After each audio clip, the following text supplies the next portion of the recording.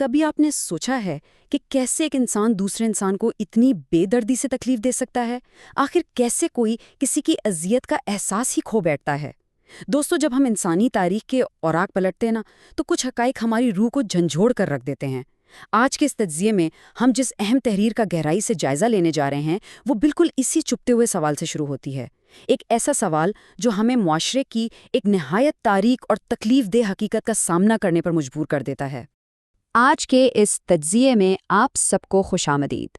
آج ہمارا مقصد اس ماخذ اور دستاویز کی روشنی میں یہ سمجھنا ہے کہ تاریخ میں عورت کے ساتھ کیا سلوک روا رکھا گیا اور پھر کیسے اسلام نے آ کر اس تاریک دور کا مکمل خاتمہ کیا اور عورت کو ایک الہی اور بلند مقام عطا کیا۔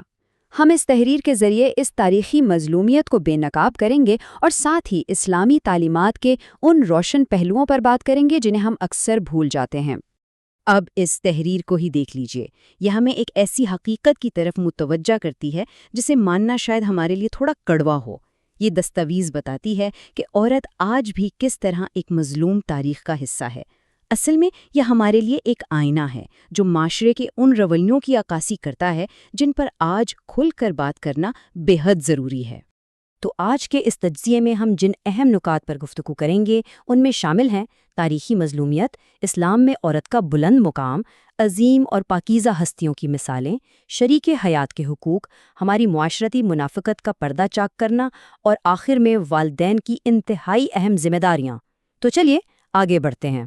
شروعات کرتے ہیں اپنے پہلے حصے سے، تاریخی مظلومیت، ایک واقعی تاریک دور۔ اگر ہم تھوڑا پیچھے جائیں اسلام سے پہلے کے تاریک دور میں، تو عورت کو صرف ایک سامان حوص، بازار کی زینت یا محض ایک کنیز سمجھا جاتا تھا۔ آپ سوچئے، بیٹیوں کو زندہ درگور کر دیا جاتا تھا۔ لیکن پھر کیا ہوا؟ اسلام کی روشنی آئی اور اس نے عورت کو وہ اصلی عزت دی جو دنیا کے کسی اور مذہب یا کسی اور معاشرے نے آج تک نہیں دی۔ اسلام نے عورت کے حقوق کا ایک مکمل اور جامع قانون ہمارے سامنے رکھ دیا۔ اب آتے ہیں اپنے دوسرے حصے کی طرف، اسلامی بلندی اور وہ الہی مقام جو عورت کو عطا کیا گیا۔ دیکھیں، اسلام نے صرف برائیوں کو ہی ختم نہیں کیا بلکہ سوچ کا پورا زاویہ بدل کر رکھ دیا۔ قرآن مجید کی اس خوبصورت آیت کا حوالہ دیتے ہوئے تحریر بتاتی ہے کہ میاں بیوی ایک دوسرے کے لیے سکون کا باعث ہیں۔ ان کے درمیان کی محبت اور رحمت کوئی عام چیز نہیں ہے بلکہ یہ اللہ کی نشانیوں میں سے ایک نشانی ہے۔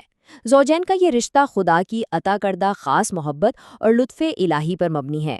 تیسرا حصہ جس پر یہ تحریر زور دیتی ہے وہ ہے پاکیزہ ہستیاں اور ان کے عظیم عملی نمونے، کیونکہ اسلام نے صرف نظریات یا تھیوری پیش نہیں کی بلکہ تاریخ میں ایسی عظیم خواتین کو متعارف کروایا جو روحانیت کی بلند ترین چوٹیوں پر فائز ہیں۔ حضرت خدیجہ سلام اللہ علیہا کی بے مثال قربانیاں، حضرت فاطمہ الزہرا سلام اللہ علیہا کی پاکیزہ سیرت اور ان کے ساتھ ساتھ حضرت مریم اور حضرت آسیہ جیسی عظیم ہستیاں، یہ وہ ہیرے اور موتی ہیں جن کی زندگیاں آج بھی ہمارے لیے ایک پرفیکٹ گائیڈ کی حیثیت رکھتی ہیں۔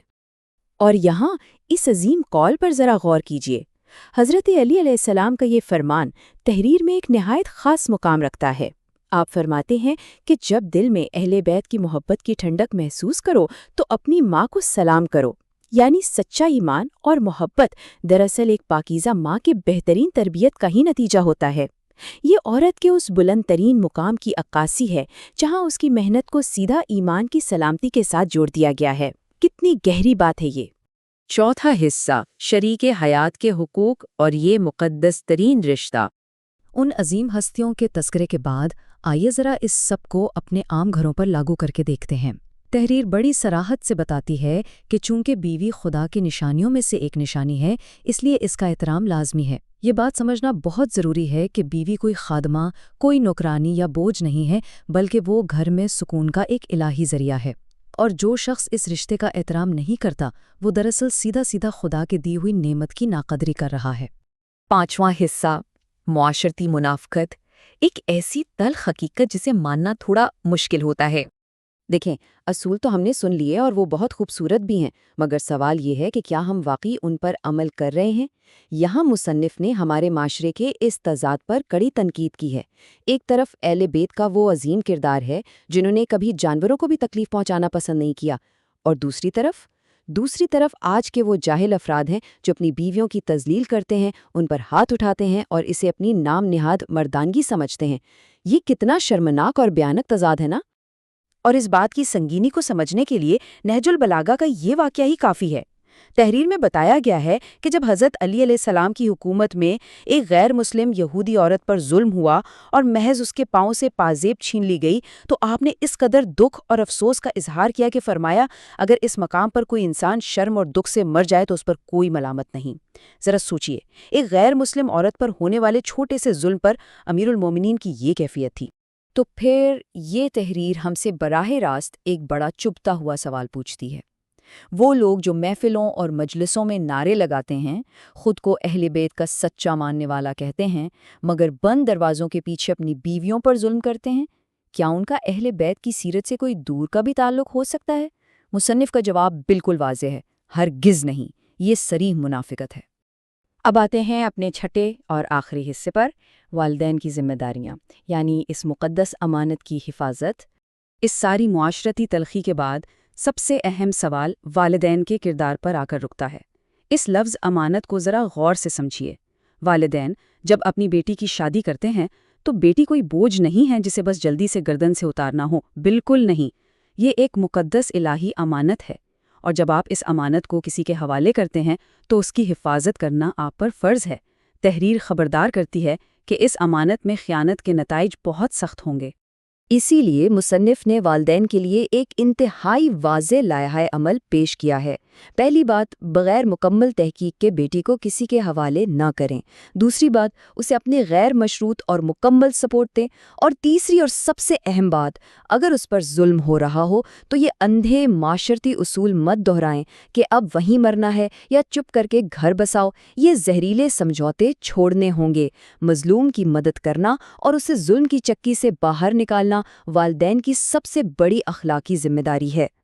ہم اپنے آج کے اس تجزیے کا اختتام حضرت علی علیہ السلام کی اس زبردست اور جرأت مندانہ وصیت پر کریں گے، ظالم کے دشمن اور مظلوم کے مددگار بنو۔ دوستو، یہ صرف ایک قول نہیں ہے، یہ زندگی گزارنے کا ایک اصول ہے جو اس پوری تحریر کا نچوڑ ہے۔